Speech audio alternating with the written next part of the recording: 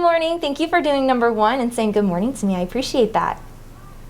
Every morning they'll come in and there's like a good morning, how are you kind of thing. And so the first thing I want them to do is to say good morning to me because I say good morning to them. And so a lot of times being virtual, they aren't really sure. I've come to learn they aren't sure if they can like unmute themselves or if they should just wave me hi. So I try to make it a thing like say hello to Miss Behlmann in the morning. And then after that, they are going to send me a goal that they have for the day. So this is something new that I've tried to try and get them motivated for the day and have a clear focus on how they want to be successful for their day. So in my classroom, I'm a big believer in my students being masters of their learning. So we talk about that every day. And we always talk about, are you being a master of your learning right now? If you're not, what do you need to do to make that happen? And if you are, go ahead and pat yourself on the back or something like that.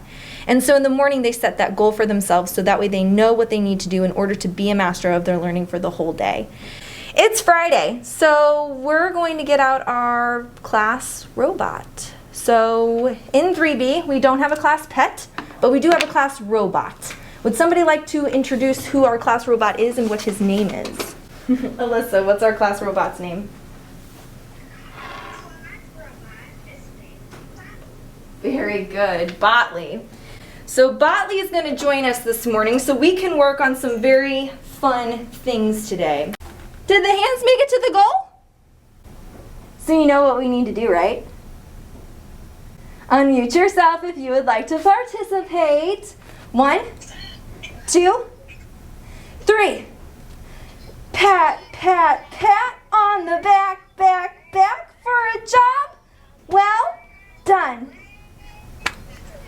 Well, the first day we did a lot of it, so anytime that they did something like totally awesome, I would be like, oh my gosh, everybody unmute yourself, we got to do the pat on the back. And so I did it myself the first time when I did something really good, and so I was like, I deserve a pat on the back, and so I did the whole spiel with the pat, pat, pat on the back, back, back for a job well done.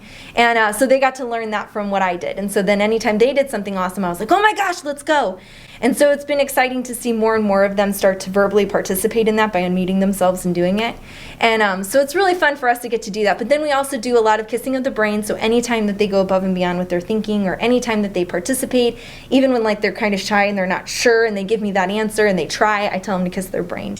Every single person in this class, if you participated in that, you need to kiss your brain because your brain did some really good work for you.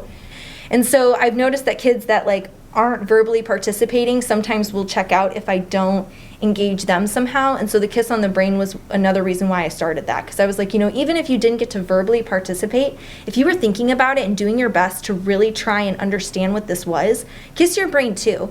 But then we also talk about the fact that if their brain didn't do work, they can't kiss the brain because it didn't do the work. So it's trying to motivate my kids to really do that work so that way they can get that kiss on the brain. So we also do class claps. We do a lot of different claps. My students have started to add to our claps. So we have like the gear clap, which is from one of my students. We also have a heart clap now from one of my students. And so we do different claps for my students based on what they do. So when somebody does something very sophisticated, we'll do the golf clap. When they do something that's just rock star awesome, we'll do like the airplane clap where it's a big clap.